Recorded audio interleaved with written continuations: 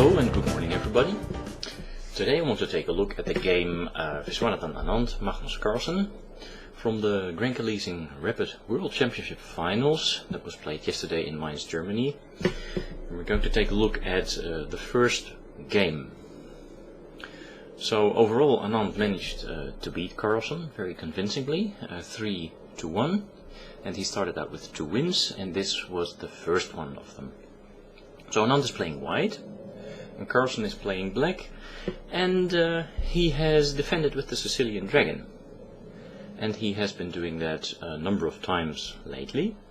And this is a well-known theoretical position, and Anand now opts for the most sharp continuation by trying to open up black's kingside. He plays here g4, which is a pawn sacrifice. But as we know, with opposite sides castled, it is not so important to lose material as it is, or to win material as it is to be quicker in the mating attack. Okay, so g4 was played. Now h takes g4 was played. This is a normal reaction. And now h4, h5, also trying to open up the h-file. So knight takes h5 was played, and now rook d, g1 was played. And white is now exerting very serious pressure here along these 2 open and half-open files on the king side. Black now tries to look for some counterplay, plays queen a5, and Anand continues bishop h6. Very logical move, because this bishop here on g7 is the most important defender of the king on g8, and if white manages to exchange that bishop, he might get some access over the black squares towards black's king. So therefore, it makes sense that black would try and keep his bishop of the black squares. So that's why I find Magnus Carlsen's next move very surprising, and it is probably also the losing move. You would expect a move like bishop f6, because let's not forget that black at the moment has 7 pawns, against white only 5.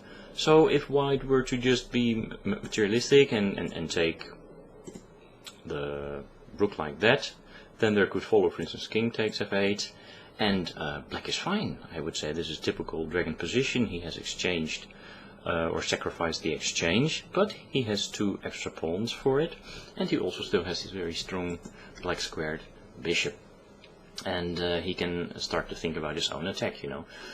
Because you see all these pieces here, they converge on black squares, and maybe he can also put in b5 with knight c4 to follow, etc, etc. And of course white has some attacking chances remaining on the king side, but he cannot immediately take on g4 because that is well enough protected by black, and maybe, if need be, black's king can also run away to the queen side, for instance.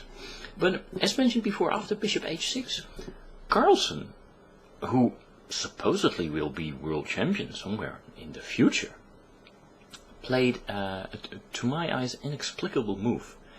He allowed Anand to exchange off his black squared bishop, and he played rook takes c3. Now, maybe he miscalculated something, but of course Anand now took the bishop and is immediately threatening queen h6 with a subsequent mating attack. So it seems that Carlsen really has to take the bishop here. Another option might have been to play something like rook takes b3, but let's not forget that that rook was pinned against the queen on a5. So if nothing else, Anand could just simply take the queen here. Okay, so let's go back to the game. After bishop g7, Carlsen recaptured the bishop, but now Anand forces the access to white's king position with another, or not another, with his own rook sacrifice. Bishop takes h5. Now it is easily to see that after g takes h5, queen g5 check, the only move here is knight g6, because otherwise black will be butchered over the g and h files. So he has to block this file. But then again, the queen on a5 falls. So after rook takes h5, Carlsen saw nothing better, and maybe it was still part of his calculations, to play rook takes b3. Now, of course, this loses the queen, and it is understandable that Anand takes it, because he played queen a5. But just as in his earlier game against Marosevic, Anand plays the second best move. It is good enough, but much stronger would have been not to take the queen, just to ignore it, but to go for black's king with queen h6 check. Now the only move here to stave off the mates is king f6, but then there would follow queen g5 check, pushing back black's king and covering the f6 escape square. And then after the in-between knight takes b3, which attacks black's queen and queen b4, it becomes clear that after rook g h1, black will be butchered. Now, the only way to create an escape path here for black's king would be to play rook g8, but then after this following series of moves, queen h6 check, king e8, and now the very nice and surprising, but it's probably not the only one that's move that is winning, queen g7, king d8, queen takes g8 check, white is winning, of course. Now it is possible that after king e8, maybe Anand didn't see a move like queen g7, and he just wanted to be practical, didn't see this far. After all, it was a rapid game. So let's go back to the game where he chose to take black's queen, like this. Okay. Now Carlsen played rook takes b2. This is of course based on the fact that if you take that rook, which is possible but weaker than what Anand played in the game, there is a knight fork, knight c4 check, king c1, knight takes a5. But still this fifth rank is very strong for white. After rook takes a5, I suppose he would still be winning. But what Anand plays in the game after rook takes b2 check is stronger. He does not want to allow this knight check on c4 because his queen will do some more damage to black's position. So king a1 was played. Now black can take the rook on h5, and Anand now comes up with another very strong move with several points to it. He plays f3, f4. Now I indicated a lot of colors, squares and arrows here, or I highlighted them rather. Let's see what this does. This move attacks, of course, the knight on e5. And the knight on e5 is very important because it indirectly defends the rook on b2. Because if white were to take that, then there would follow a knight check on c4. So not only the knight is in danger now, but also the rook on b2.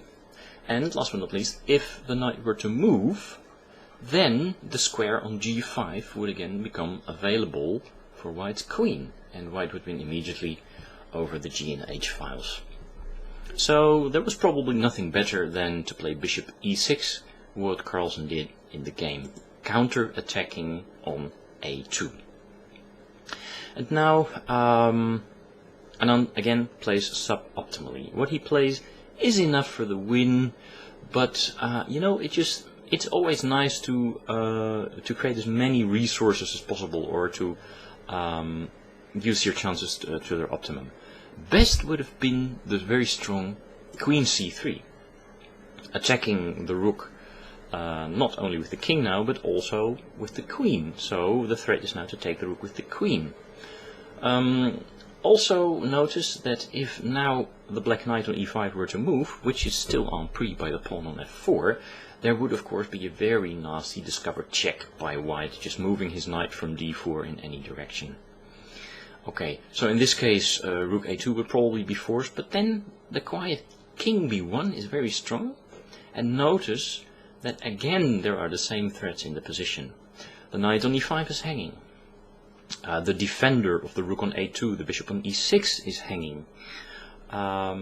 So it would probably make sense to move the rook out of the way, and the only safe square would be rook a4. But then of course f takes e5 wins this piece and the game very simply. Okay, so after bishop e6, queen c3 would have won rather quickly. But Anand played here, knight takes e6, check. Just using his chances a little bit too early. Still, it is good enough for the win. But after f takes e6, f takes e5, and rook b5, black manages to set up some kind of defense. And now it will take a much longer technical phase for Anand to win the game.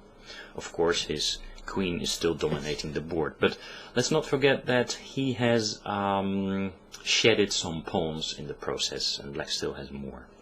Queen c7 now. Rook e5 was played. Okay, winning back one pawn here on e7. Just look at the strength of the queen.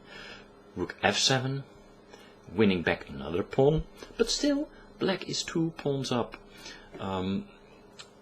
As far as the pawn count is concerned, of course, because otherwise the white has queen versus rook. And now, yeah, black decides to take this pawn from white. So, yes, Anand is winning. But how? You know, you need a plan. Maybe King Richard would say, my kingdom for a plan in this case. I don't know why I'm talking of King Richard. Maybe it has to do with the fact that I'm watching the British TV drama series on the Tudors, which has nothing to do with King Lear, but with King Henry VIII rather. My gosh, what a terrible era in English history that was. Anyway, back to the game, where they also used to joust, you know, and play with kings and queens, and heads of kings and queens. Very literary. So, Anand comes up with a plan. He plays rook h1, focusing attention on one of black's weak spots, the pawn on h5. But Carlsen defends it, and you know, his pawns and rooks, they are protecting each other. So, queen e7 was played, check, you know, just fooling around a little bit with Carlsen's king. King g6 was played, and queen e8 check, and king g7. And now, it would make sense, of course, to play rook takes h5. Rook takes h5 and queen takes h5. After all, I suppose that was white's target, right? The pawn on h5. So this seems easier and more logical. But Anand probably wanted to mate Carlsen, and after king g7 he didn't take on h5, but he shifted his attention with rook d1. Now, of course, he wants to go rook d7, etc., and then try to mate this king here somehow. And yeah, okay, I have to shift my own attention a little bit here. But they were probably down to the last minutes, and defending against all the mating threats is very difficult, so maybe that explains why Anand chose this, you know, confusing move over the more technical move, rook takes h5. I mean, I'm guessing. Maybe somewhere on the net we can watch this video that this Vijay Kumar made, and watch the expressions on their faces. Maybe that will tell us something about their thinking and possible time trouble they were in. But Carlsen goes along, he believes Anand, and he plays rook d5, blocking the white's rook entrance. I suppose rook f7 would have been better, and white still has to prove a lot. Of course, rook d7 then is also possible. Okay, so rook d5, but this is really quite a weak move. Rook f7 would have been stronger, because now an exchange of rooks was played, and the pawn on h5 fell anyway. So now Carlsen tries to create a few support points here on the 4th rank for his rook. And Anand continues playing the cat and mouse game here. Queen g5 check, king h7, winning the pawn on d5. But rook a4 sets up some kind of fortress, you know. Everything is protecting each other. Let's make some kind of a recursive bunch of arrows here. Queen g5 was played, rook c4. So now Anand starts activating his king a little bit. Rook b4 check, king c1, rook a4, c3 was played. Sorry, a3 was played. Now this is a very nasty move, because I don't know in how much time trouble Carlsen was, but if he would have decided to take this pawn, he would lose immediately because of the double attack, of course, here on rook and queen. Now let's make this a decent arrow. Yeah, of course, Carlsen is a very high-class player, so he didn't fall for the trap. He just moved his rook. After all, the pawn on a3 can wait, maybe. So king d2, rook d4 was played, king e1. Where is that king going? I mean, what is white's plan? Well, we will see later what is white's plan. Rook a4, king f1, rook c4, king g1. I suppose Anand was just also playing some moves just to make Carlsen go through his time, something like that. And now it was Carlsen who shifted his attention. He played rook c6 here. And of course the big question is, how would Anand have won this game? You know, not just by means of time or whatever, but just by means of technical strategy after the logical rook a4, you know, just going back and staying with the rook on the 4th rank. Well, then one idea would have been to play queen f6 to hang on to black's a pawn, which means that in most lines black's rook will have to remain here, just safeguarding the pawn on a6, and that black has nothing better to do than to move around his king, you know, from king g8. Then king g2 would be possible, and after king h7, white is very lucky to have his c pawn, because he then can win with c2, c4. And now this refers to my earlier comment that even though you're a queen up, you know, it is just very important to make the most of your resources, because if white would not have this pawn, I suppose that this position is more likely to be drawn than anything else. But whew, luckily for Anand, he has this pawn. Okay, now maybe this was not a very professional statement, maybe the position is one, but he is very lucky to have this pawn, I mean, let's be honest. Because then after rook c4, he could take the pawn on a6, win the b pawn, and march his own a pawn to victory. Or after b takes c4, he could play queen d6, protecting his own a pawn, and bringing the black rook into danger and threatening to win it with checks over the 7th rank. Okay, but none of that happened, because after king g1, Carlsen did not remain on the 4th with his rook, but he went to the 6th, and then there followed queen d5, attacking rook, rook g6. Now Carlsen tries to set up the what was the word I used earlier? The fortress, yeah, fortress with rook g6, still keeping everything protected. But now too, Anand is very happy to have 2 pawns. And how can he win? Well, he can only win really by moving up the board either this pawn or this pawn. But how to play? Let's have a look first at c4, which was played earlier in the previous line. Let's just imagine that Anand would have played here c4. Then b takes c4 would have followed, and queen takes c4 would have followed.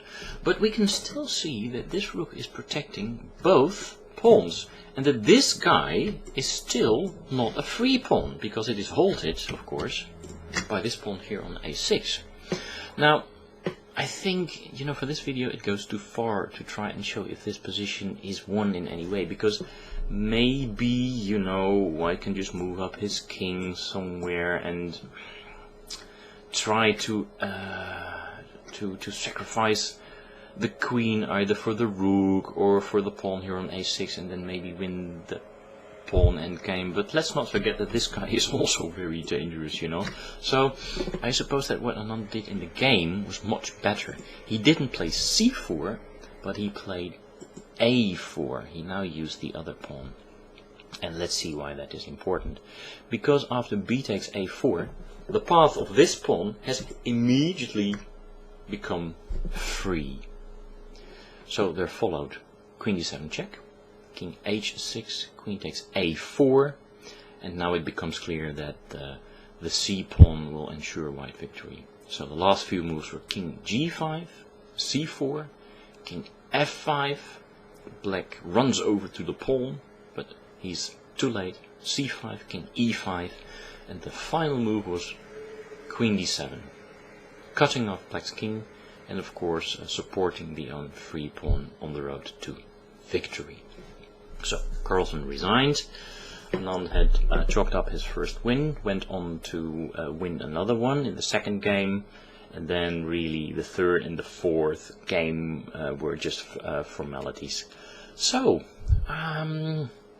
it was already the 9th time in succession that Anand won this Rapid World Championship. He is invited to come back next year along with Magnus Carlsen. That ends our discussion of this game. I hope you've enjoyed it. See you next time. Bye bye.